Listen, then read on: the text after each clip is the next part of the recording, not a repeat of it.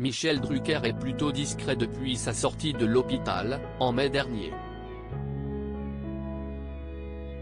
Malgré ses problèmes au cœur, l'animateur a tenu à être présent lors d'un événement majeur, le 4 juillet 2023.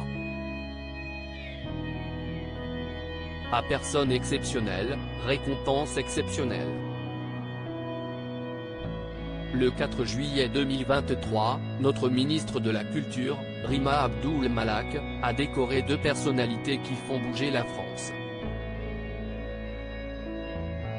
Jacqueline Franjou, connue entre autres pour avoir co-créé le festival de Ramatuelle avec Jean-Claude Brialy, a effectivement reçu l'insigne de commandeur de l'Ordre national du mérite et Jacques Rouverly, le plus célèbre éclairagiste de la scène française, a été fait commandeur des arts et lettres.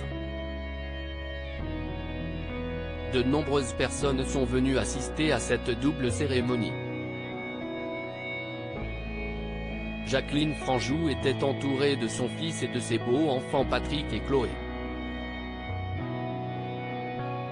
Jacques Rouverly était quant à lui accompagné de sa fille et de sa compagne Marie.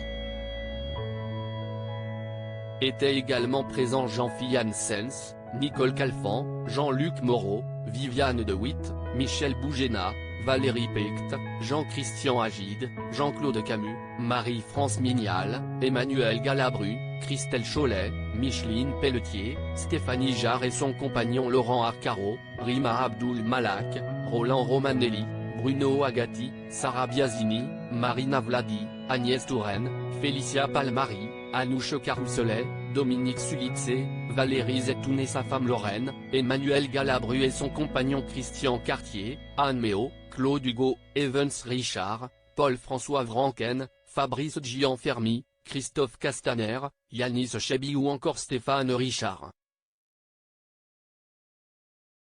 Jacqueline Franjou et Jacques Rouverly ont également eu le droit à la visite surprise de Michel Drucker. À distance. Le présentateur a absolument tenu à les féliciter, en FaceTime, avec la complicité de sa fille adoptive Stéphanie Jarre, qui était venue avec son compagnon Laurent Arcaro. Sur ces images, le pilier de France 2 semble avoir le visage plus mince qu'à l'accoutumée. Ayant subi une opération du cœur en février 2023, il est en pleine rééducation et se prépare pour la rentrée.